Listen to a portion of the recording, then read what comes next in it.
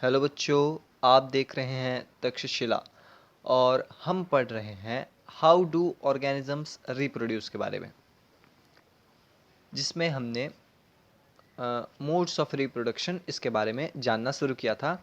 और आज हम एक नेक्स्ट मोड ऑफ रिप्रोडक्शन देखेंगे असेक्सुअल रिप्रोडक्शन टाइप में, जो कि है बडिंग। अब पहले मैं जाना होगी कि बडिंग का मतलब क्या है, मतलब बडिंग क्या होता है। देखिए, बर्ड का मतलब तो आपको पता है, उड़ने वाला बर्ड नहीं।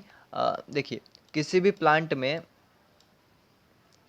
अगर एक कोई कली आती है जिसमें से स्टेम में कली आएगी, या फिर कहीं भी कोई कली आती है, नहीं, ये समझ लीजिए प्लांट है, ये इसका स्टेम है, यहाँ से जो है लीफ उगा हुआ है, ठीक है। तो यहाँ पे जो है छोटा सा ऐसा बर्ड रहता है। बर्ड का मतलब कली हो सकता है हिंदी में।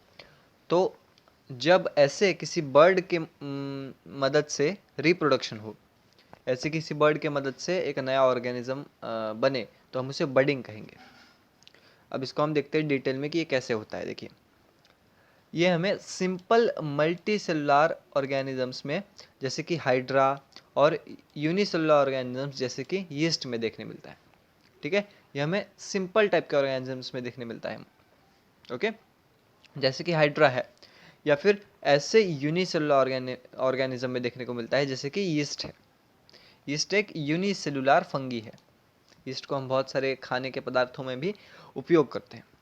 तो क्या होता है, अगर समझिए ये हाइड्रा है, ओके, ये हाइड्रा के टेंटिकल्स हैं। ये एक हमारे पास हाइड्रा है और ये हाइड्रा के टेंटिकल्स हैं, ओके।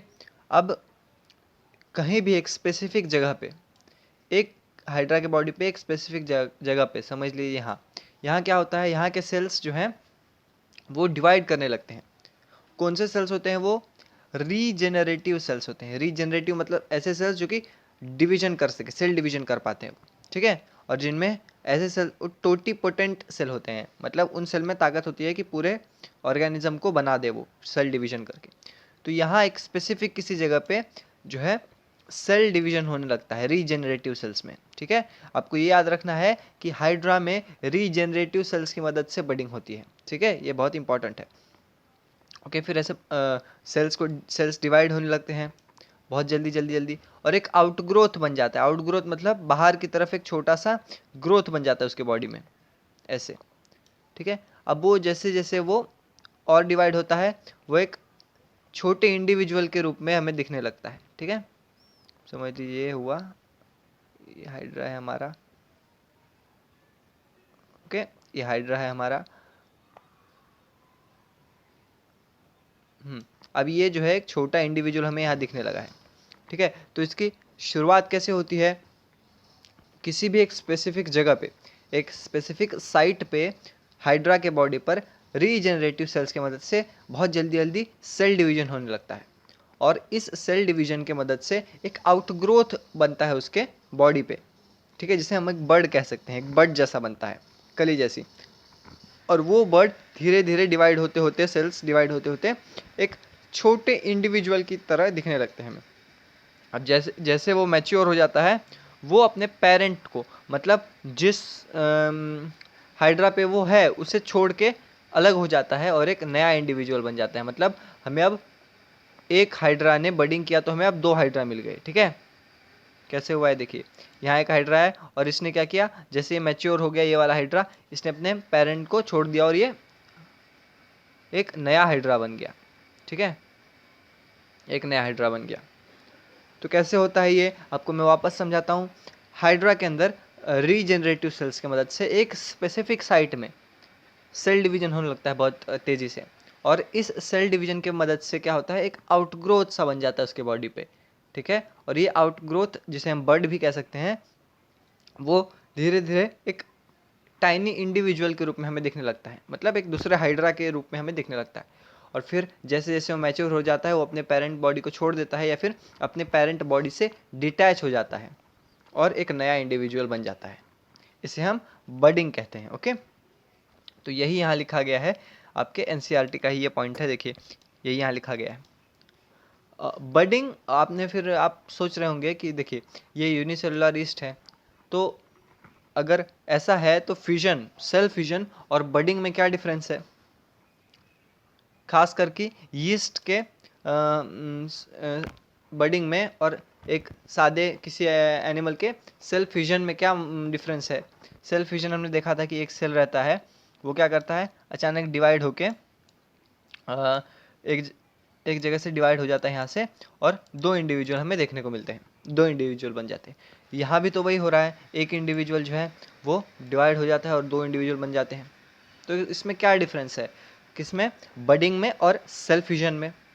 तो आपको ये याद रखना है कि सेल फ्यूजन में दोनों जो इंडिविजुअल्स, ये दो जो नए इंडिविजुअल्स हैं, ये सेम साइज के होते हैं, ठीक है, सेम साइटोप्लाज्मिक डिवीजन सेम होता है और सेम साइज के होते हैं। लेकिन यहाँ यीस्ट में ये देखिए, ये पेरेंट जो है ये बड़ा है और कंपेयर टू इस इंडिविजुअल के, जो इसका नया इंडिविजुअल बन रहा है उसके हिसाब से बड़ा है। इसके लिए एक मेन डिफरेंस है कि जो दो सेल डिवीजन होता है यूनिसेलुलर ऑर्गेनिजम्स में, जब बडिंग होती है तो जो डिवीजन होता है सेल का वो अनइक्वल होता है। मतलब डिवीजन के बाद जो हमें दोनों सेल्स देखने को मिलेंगे वो इक्वल साइज के नहीं होंगे, अलग अलग साइज का होगा, एक छोटा होगा और एक बड़ा होगा। पेरेंट सेल बड़ा होगा और नया वाला सेल जो बना है वो छोटा होगा, ठीक है। जबकि फिजन में क्या होगा, सेल फिजन में दोनों जो डॉटर सेल हैं वो सेम ही होंगे। मतलब हम पेरेंट सेल को आइडेंटिफाई नहीं कर पाएंगे कि ये वाला सेल कौन सा है और ये वाला सेल कौन सा है और नया वाला सेल कौन सा है, हम आइडेंटिफाई नहीं कर पाएंगे सेल फिजन में। लेकिन बडिंग में हम आइडेंटिफाई कर सकते हैं पेरेंट सेल को, ठीक है। तो ये आपके एग्जाम में क्वेश्चन आ सकता है कि what is the difference between budding and what is the difference between cell fission, budding and cell fission, ठीक है, खास करके यूनिसेलुलर ऑर्गेनिजम्स में। और मल्टी सेलुलर ऑर्गेनिज्म में तो कोई डिफरेंस, मतलब कोई सिमिलैरिटी ही नहीं है। मल्टी सेलुलर ऑर्गेनिज्म में फ्यूजन नहीं होता है, फ्यूजन से डिवीजन नहीं होता है सेल का। तो यूनिसेलुलर ऑर्गेनिज्म जैसे कि यीस्ट, इसमें बडिंग होती है। तो मैंने आपको समझा दिया ये, ठीक है। तो ये बहुत ही छोटा सा टॉपिक था बडिंग का, जो आपने पढ़ लिया है। तो हमने क्या देखा कि बडिंग एक रिप्रोडक्टिव, असेक्सुअल रिप्रोडक्टिव मेथड है रिप्रोडक्शन का। इसमें एक छोटे से रीजनरेटिव सेल्स की मदद से एक आउटग्रोथ बनता है ऑर्गेनिज्म की बॉडी पे, और फिर उस आउटग्रोथ से धीरे धीरे डेवलप होकर एक छोटा इंडिविजुअल बनता है। और जैसे ही वो मैच्योर हो जाता है वो अपने पेरेंट बॉडी को छोड़ देता है, ये देखिए यहाँ, ये अपने पेरेंट बॉडी को छोड़ देता है और एक नया इंडिविजुअल बन जाता है, और हमें इस प्रकार से रिप्रोडक्शन देखने को मिलता है, ठीक है। तो आज के लिए इतना ही, और ये था आपका बडिंग, ठीक है। अगर वीडियो पसंद आया हो तो चैनल को लाइक कर दें, सब्सक्राइब कर दें और बेल बटन दबा दें, ताकि आपको आगे आने वाली वीडियोस की नोटिफिकेशन मिलती रहे।